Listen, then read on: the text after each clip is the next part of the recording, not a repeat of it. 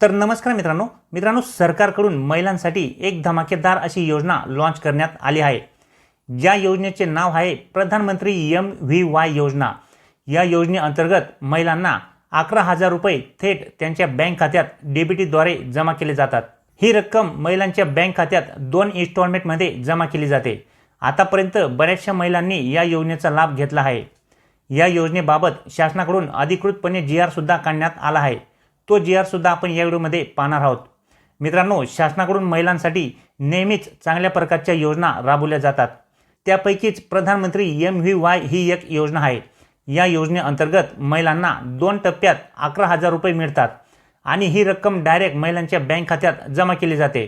तर या योजनेचा लाभ कसा घ्यायचा आहे, या योजनेचा लाभ कोणकोणत्या महिला घेऊ शकतात, तसेच या योजनेचा लाभ घेण्यासाठी कोणकोणते कागदपत्रे हे आवश्यक आहेत, अशा प्रकारची या योजनेविषयीची सविस्तरपणे माहिती आज आपण या व्हिडिओमध्ये जाणून घेणार आहोत।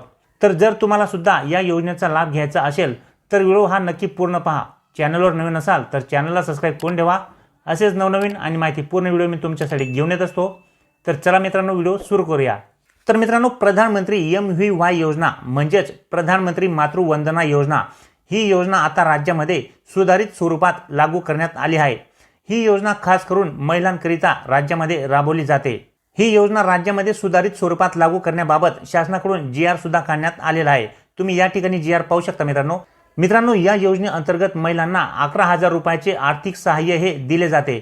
या ठिकाणी तुम्ही पाहू शकता, प्रधानमंत्री मातृवंदना योजनेअंतर्गत पात्र लाभार्थी महिलेने विहित अटी, शर्ती आणि कागदपत्रांची पूर्तता केल्यानंतर तिला पहिल्या अपत्यासाठी 5,000 रुपयाची रक्कम ही 2 हप्त्यांमध्ये, तर दुसरे अपत्य हे मुलगी झाल्यास मुलीच्या जन्मानंतर एकाच टप्प्यामध्ये 6,000 रुपयाचा लाभ हा आधार संलग्न बँक खात्यात किंवा पोस्ट ऑफिसमधील खात्यात डीबीटीद्वारे जमा केला जाईल। तर मित्रांनो, आता आपण या ठिकाणी जाणून घेऊया की या योजनेचा लाभ हा कोणकोणत्या महिला घेऊ शकतात। तर मित्रांनो, या ठिकाणी तुम्ही पाहू शकता, प्रधानमंत्री मातृवंदना योजनेचा लाभ मिळवण्यासाठी लाभार्थी खालीलपैकी किमान एका गटातील असणे आवश्यक आहे। तर या ठिकाणी ज्या महिलांचे निव्वळ कौटुंबिक उत्पन्न हे प्रतिवर्ष रुपये 8 लाखपेक्षा कमी आहे, अशा महिला या योजनेचा लाभ घेऊ शकतात।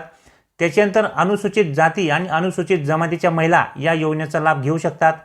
त्याच्यानंतर 40% व अधिक अपंगत्व असणाऱ्या दिव्यांगजन महिला या योजनेचा लाभ घेऊ शकतात। त्याच्यानंतर BPL शिधापत्रिका धारक महिला या योजनेचा लाभ घेऊ शकतात। त्याच्यानंतर आयुष्यमान भारत अंतर्गत प्रधानमंत्री जन आरोग्य योजना म्हणजेच PMJAY अंतर्गत महिला लाभार्थी या योजनेचा लाभ घेऊ शकतात। त्याच्यानंतर ई-श्रम कार्ड धारक महिला या योजनेचा लाभ घेऊ शकतात। म्हणजे जर तुम्ही ई-श्रम कार्ड हे काढलेले असेल तर तरी सुद्धा तुम्हाला या योजनेचा लाभ घेता येणार आहे। त्याच्यानंतर किसान सन्मान निधी अंतर्गत लाभार्थी महिला शेतकरी या योजनेचा लाभ घेऊ शकतात। त्याच्यानंतर मनरेगा जॉब कार्ड धारक महिला सुद्धा या योजनेचा लाभ घेऊ शकतात। त्याच्यानंतर गर्भवती आणि स्तनपान करणाऱ्या अंगणवाडी सेविका, अंगणवाडी मदतनीस, आशा कार्यकर्ती या योजनेचा लाभ घेऊ शकतात। तर एवढ्या सर्व कॅटेगरीतील महिला या योजनेसाठी पात्र असणार आहेत। त्याच्यानंतर मित्रांनो, आता या योजनेचा लाभ घेण्यासाठी महिलांना कोणकोणते कागदपत्रे हे आवश्यक आहे याविषयी जाणून घेऊया। तर मित्रांनो, या ठिकाणी लाभार्थी आधार कार्ड प्रत किंवा आधार नोंदणी कागदपत्र, त्यासोबत विहित केलेले कागदपत्र, परिपूर्ण भरलेले माता आणि बालक संरक्षण कार्ड ज्यामध्ये शेवटच्या मासिक पाळीची तारीख, गरोदरपणाची नोंदणी तारीख, प्रसूतीपूर्व तपासणीच्या नोंदी असाव्यात, लाभार्थ्याच्या स्वतःच्या बँक पासबुकाची प्रत, बाळाचे जन्म नोंदणी प्रमाणपत्राची प्रत, माता आणि बाल संरक्षण कार्डवर बाळाच्या लसीकरणाच्या नोंदी असलेल्या पानाची प्रत, गरोदरपणाची नोंदणी केलेला RCS पोर्टलमधील लाभार्थी नोंदणी क्रमांक, लाभार्थ्याचा स्वतःचा किंवा कुटुंबातील सदस्यांचा मोबाईल क्रमांक, वेळोवेळी विहित केलेले अन्य कागदपत्रे, अशा पद्धतीने आज या ठिकाणी कागदपत्रे हे असणार आहेत। त्याच्यानंतर मित्रांनो, आता सगळ्यात महत्त्वाचे म्हणजे आता या योजनेचा लाभ हा तुम्ही कशा प्रकारे घेऊ शकता। तर मित्रांनो, या ठिकाणी तुम्ही पाहू शकता, योजनेअंतर्गत विविध जबाबदाऱ्या व कार्यपद्धती खालीलप्रमाणे राहील।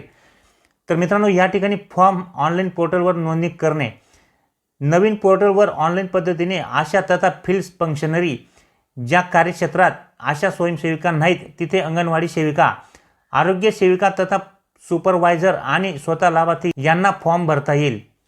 तर अशा पद्धतीने मित्रांनो, तुम्ही ऑनलाईन पद्धतीने सुद्धा या पोर्टलवरती आशा किंवा फील्ड फंक्शनरी यांच्या मार्फत किंवा आरोग्य सेविका तथा सुपरवायझर किंवा स्वतः लाभार्थी या योजनेसाठी तुम्ही ऑनलाईन फॉर्म भरू शकता।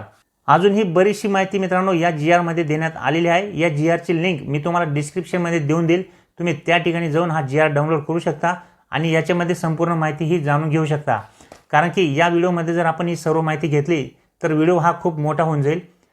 त्यामुळे मी याची लिंक तुम्हाला डिस्क्रिप्शनमध्ये दिलेली आहे। तुम्ही त्या ठिकाणी जाऊन हा GR डाउनलोड करू शकता। तर माहिती तुम्हाला आवडली असेल मित्रांनो तर लाईक नक्की करा। ही माहिती तुमच्या मित्रांमध्ये सुद्धा जास्तीत जास्त शेअर करा। तर भेटूया मित्रांनो पुढच्या व्हिडिओमध्ये। तोपर्यंत नमस्कार।